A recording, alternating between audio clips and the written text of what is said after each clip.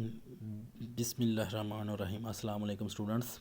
आज हम जिस टॉपिक पे बात करने वाले हैं वो living world in space. Students, अगर बात की जाए लिविंग वर्ल्ड इन स्पेस में तो हम ये बात करते हैं स्टूडेंट्स कि आज जो हमें लिविंग वर्ल्ड देखने को मिलती है वो बहुत वसी हो चुकी है। इनॉर्मस अमाउंट में हमें क्या मिलती है, लिविंग वर्ल्ड आपको देखने को मिलती है। तो क्वेश्चन आता है कि क्या लिविंग वर्ल्ड स्टार्टिंग से ऐसी ही थी? तो साइंटिस्ट का ख्याल के मुताबिक स्टूडेंट्स, साइंटिस्ट ये कहते हैं कि सबसे पहले तकरीबन 3000 मिलियन ईयर्स गो, कहते हैं कि सबसे पहले जो ऑर्गेनिज्म बने वो क्या था, आर्क्यू बैक्टीरिया था। स्टूडेंट्स, जो सबसे पहले बना वो क्या था, आर्क्यू बैक्टीरिया था। स्टूडेंट्स, ये आर्क्यू बैक्टीरिया से क्या हुआ, पूरी की पूरी हम कह सकते हैं लाइफ स्टार्ट हुई।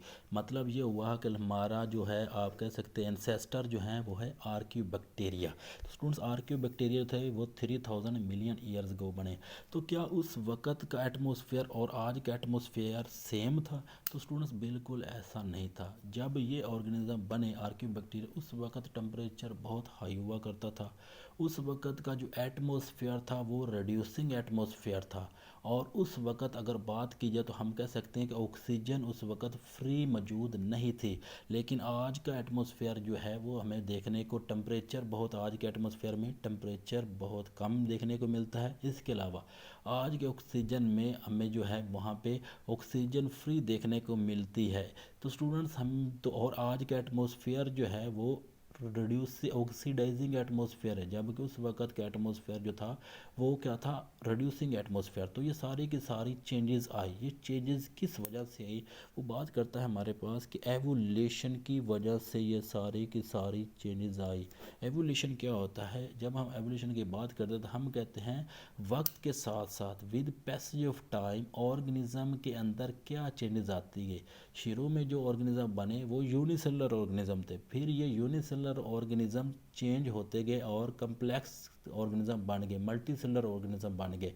मतलब स्टार्ट में एक सेल वाले ऑर्गेनिज्म बने, क्योंकि और क्यों बैक्टीरिया, ये बैक्टीरिया की टाइप हुई और बैक्टीरिया यूनिसेलुलर होते हैं और यूनिसेलुलर सबसे पहले बने। और फिर हमारे पास क्या हुआ, ये लाइफ इनके अंदर चेंजेस आती गई और हमें देखने को आज जो ऑर्गेनिज्म मिलते हैं वो कम्प्लेक्स ऑर्गेनिज्म मिलते हैं, मल्टी सेलुलर ऑर्गेनिज्म मिलते हैं।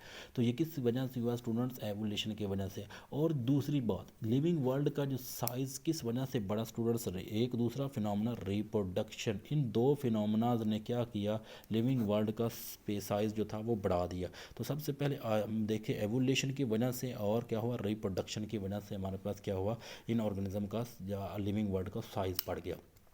तो स्टूडेंट्स, क्वेश्चन ये आता है कि इतनी बड़ी लिविंग वर्ल्ड को स्टडी कैसे किया जाए। तो स्टूडेंट, स्टडी करना, इन इतनी बड़ी लिविंग वर्ल्ड को स्टडी करना बहुत मुश्किल था। तो साइंटिस्ट ने क्या किया, उन्होंने इस लिविंग वर्ल्ड को डिफरेंट पार्ट्स में, डिफरेंट पैचेस में डिवाइड कर दिया जी, जिनको हम नाम देते हैं स्टूडेंट्स बायोम का। क्या नाम देते हैं भला, बायोम। बायोम क्या होता है, डिस्ट्रीब्यूट किया जाता है हमारे पास ऑर्गेनिज्म को। अगर आप देखें, हमने ऑर्गेनिज्म को डिस्ट्रीब्यूट किया स्पेस के अंदर, किस बेस के ऊपर, बायोम के अंदर जी। स्टूडेंट्स, अगर बायोम को हम डिफाइन करें तो हम कहते हैं बायोम क्या होती है जी, बायोम असल में लार्ज रीजनल कम्युनिटी होती है। बायोम क्या है, हम कहते हैं it is the large regional community. ये लार्ज रीजनल कम्युनिटी होता है जिसको डिटरमाइन किया जाता है। डिटरमाइन किसकी बेस पर करते हैं, क्लाइमेट की बेस के ऊपर। स्टूडेंट्स, ये चीज़ बहुत इंपॉर्टेंट है, क्लाइमेट के ऊपर। हाँ जी, मतलब हमारे पास किसी स्पेसिफिक एरिया में रहने वाली जो कम्युनिटी होगी उसको डिसाइड किसके ऊपर, बिना पर किया जाएगा, क्लाइमेट के ऊपर। क्लाइमेट और वेदर में डिफरेंस होता है, इस चीज़ को अंडरस्टैंड कर लें। क्लाइमेट जो होता है ये किसी जगह पे साल हर साल की मौसमी कैफियत को कहते हैं, जिसे आप आबो हवा भी कहते हैं। और वेदर जो होता है वो किसी जगह पे जो मौसम की कैफियत जो होती हैं वो हमारे पास एक सेकंड के लिए हो सकती हैं, एक घंटे के लिए हो सकते हैं, या एक मंथ के लिए हो सकते हैं, या एक साल के लिए हो सकता है। लेकिन जो हमारे पास क्लाइमेट होता है, ये मौसमी कैफियत जो होती हैं ये साल हर साल या सेंचुरी टू सेंचुरी जो किसी एरिया में रहती हैं उसको क्लाइमेट कहा जाता है। तो हम जो हैं बायोम किस बेस के ऊपर ऑर्गेनिज्म की कम्युनिटी को डिसाइड करते हैं, क्लाइमेट की बेस के ऊपर। जी, बायोम जो होगा हमें वो किस दो मेजर टाइप की इंफॉर्मेशन दे रहा होगा। बायोम हमें किस चीज़ के बारे में इंफॉर्मेशन देता है। नंबर 1 हमारे पास देगा वेजिटेशन के बारे में। स्टूडेंट्स, वेजिटेशन के बारे में इंफॉर्मेशन देता है बायोम। नंबर 1 हमारे पास इंफॉर्मेशन किसकी देगा। नंबर 1 वेजिटेशन की इंफॉर्मेशन देता है। नंबर 2 जो हमें इंफॉर्मेशन किस चीज़ की देता है, तो नंबर 2 हमें ये देता है फिज़िकल कंडीशन की इंफॉर्मेशन। तो स्टूडेंट्स, हमें ये फिज़िकल कंडीशन की इंफॉर्मेशन भी देता है। तो इससे हमें क्या होता है, वेजिटेशन का मतलब क्या होता है स्टूडेंट्स के वहाँ पे उस स्पेसिफिक एरिया में कौन कौन से प्लांट्स पाए जाते हैं उनकी इन्फॉर्मेशन देगा। और फिज़िकल कंडीशन मतलब वहाँ का टेम्परेचर कैसा, वहाँ के हालात कैसे हैं। तो इन दो चीज़ों के बारे में इंफॉर्मेशन हमें कहाँ से मिलती है, बायोम से मिलती है जी। इन्हीं दो चीज़ों के बुनियाद पे हमने बायोम को डिफरेंट टाइप्स में डिवाइड किया। नंबर 1 अगर आप देखें स्टूडेंट्स बायोम की टाइप्स में, तो नंबर 1 हमारे पास मिलता है, आप कह सकते हैं डेजर्ट बायोम। इसकी एग्जांपल में आप लिख सकते हैं डेजर्ट बायोम।